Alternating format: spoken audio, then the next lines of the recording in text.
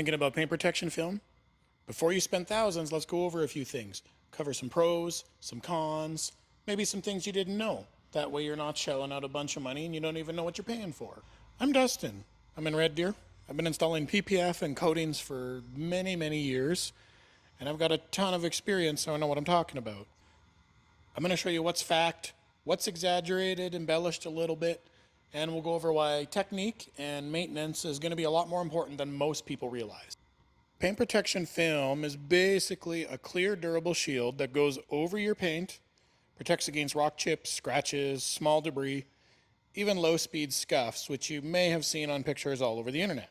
So if you're someone who has a daily driver, does a lot of driving, drives highways, gravel roads, big trucks, you got big lifted rig rocket, big massive tires, even something like this Jeep Gladiator where the rear fenders just take a beating, then paint protection could be what saves your paint and keeps it looking good for years to come. So let's get into some of the cons of paint protection film. First big one, it's not cheap. It's a lot more than people realize, especially if you're doing something like a full car. Average parcel front end in my area, you're probably looking $800 to $1,000. Reasonable for how expensive everything is these days. Full wraps, I mean, you can be 6 to 20 grand depending on film. Now, if you compare it to repainting a hood, fenders, whatever, and we're talking a good paint job, I do a lot of work from body shops, and a lot of that stuff just has a ton of dirt in it. So if you want good, actual quality work, it's not cheap. In that case, PPF a whole lot better than a good paint job. Now, I'm in Canada here. If you're not in Canada, I don't really know how that compares, but I'm just talking what I know. Think of it as more if you plan to keep the vehicle a long-term investment. You spend $120,000 on a big heavy-duty diesel pickup truck. You do a lot of hauling, towing, dually flares are going to get beat up from rocks. We can put some protection on that. That's going to keep those looking good longer, prevent rust. So self-healing. Self-healing is really good, but it may or may not last the life of your film. Most films come with a 10-year warranty these days, some 12, some 15. It's all reasonable, but some of the self-healing warranty is separate from the film warranty itself. So pay attention to what you're getting and what they're selling you so you know exactly what to expect in the long term. Another con for some people, going to be seams. There's just some panels, there's no way around it, you're going to have a body seam. Now, I have a seam right here. The reason we did that on this vehicle, even though you can do this in one piece, seamless, I was able to put a seam here that the customer was okay with because I could print a bunch of other stuff with it so we could just save them some more money. And really, where the seam is, you're not going to notice it. Some big panels, some big bumpers, certain vehicles, like it's just not possible to put this film on without a seam there. In the case of seams, like the one you're looking at right here, technique is going to matter a whole lot more than whatever brand of film you're using. And I could be a tiny bit closer there, but this is just what he wanted to do to match it up with that body line right there. That's exactly what he wanted, so that's exactly what I did. Another one for some reason a lot of people don't like is partial installs. I get it, with some of the older films, there's an edge right here, for instance, because this was a partial install. This is a daily driver. That's what a lot of the work I do is just daily drivers. They don't need to film full panels. They don't care that much. Depending on your area, you might get a ton of that. You might not. I'm 80-20 partials versus full panels. Doesn't matter to me. It's on the installer to explain to the customer how to maintain this. Obviously, if you have a pressure washer and you're standing here and you're blasting this way right into this edge, it's going to cause problems. I mean, don't do that. That's dumb. But did your installer tell you that? Because that's an installer thing. When you're washing your car, it's simple enough. Blow the water this way. When you're wiping it off, just wipe it this way. When you have your drying towel, it's all simple stuff. It just, if you're not shown this stuff with your purchase, which you're paying thousands of dollars for, it's kind of going to piss you off a little bit. I've heard another one of the cons people have is it's a very violent removal process. Now, I have 3 different films here. I was just doing some random testing, clarity, stuff like that. Expel XPG, which is what I use mostly. I don't know if this is available outside of Canada. I think this is a Canada-only film from Expel. Very clear compared to the Expel Ultimate Plus. Excellent hydrophobic properties. 10 mil Expel in the middle here, which is what I use on dualies in those problem areas where it needs a little bit more impact protection. And this is a Canadian brand, Verlano, which, I mean, you can't even see this stuff. I really love this film. Anyway, violent removal. If you come into this stuff and you're all, like, what are you doing? That's dumb. Don't do that. That's not how you remove this stuff. You just grab yourself a little bit of heat, Heat this up. It's going to pull off super easy.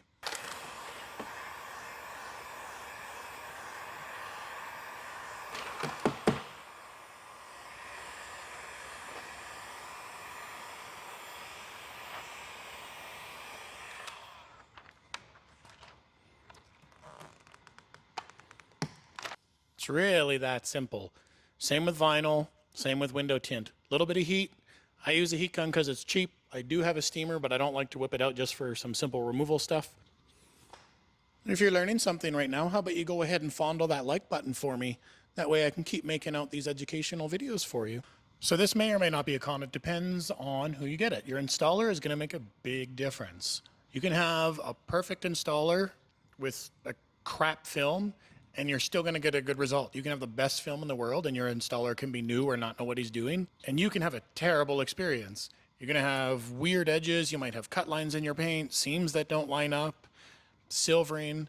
So really, you need to vet your installer more than anything else. It doesn't matter what brand of film you use. They all have positives. They all have negatives. Some are really clear. Some are not. Some are thick. Some are thin.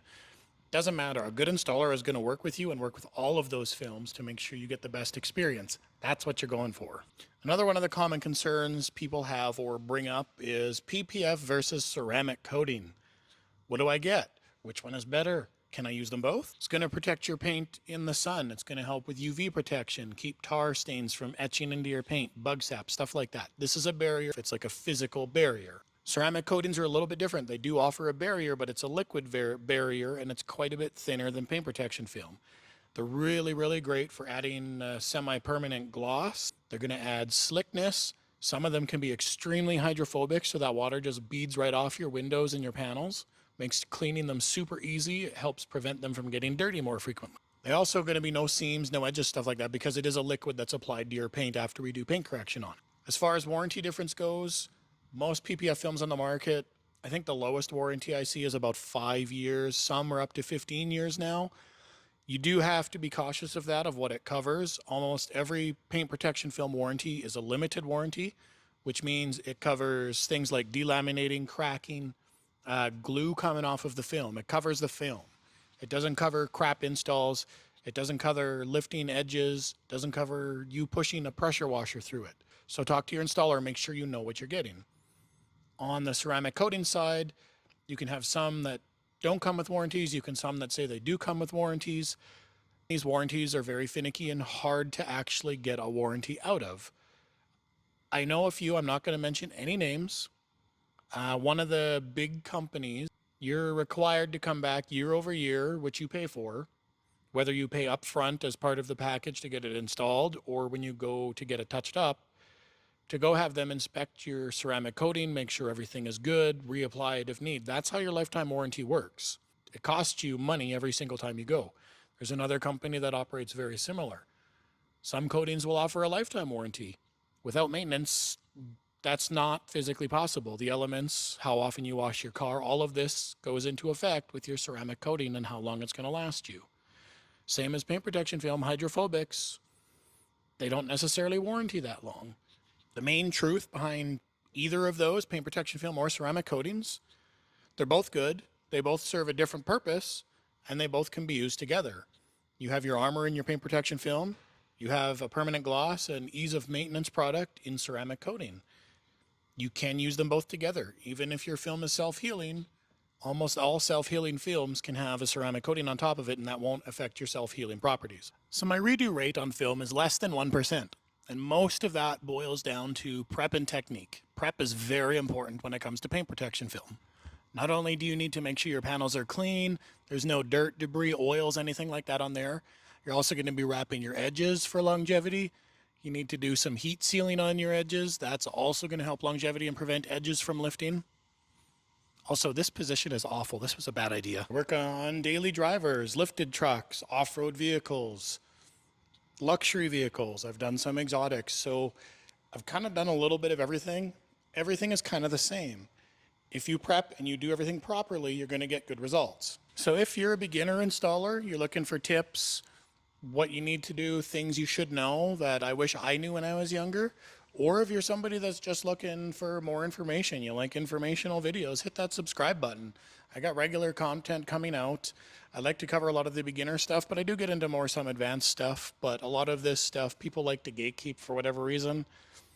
Everybody can do it. I mean, I don't think everybody can be really good at it, but everybody can at least attempt to do it.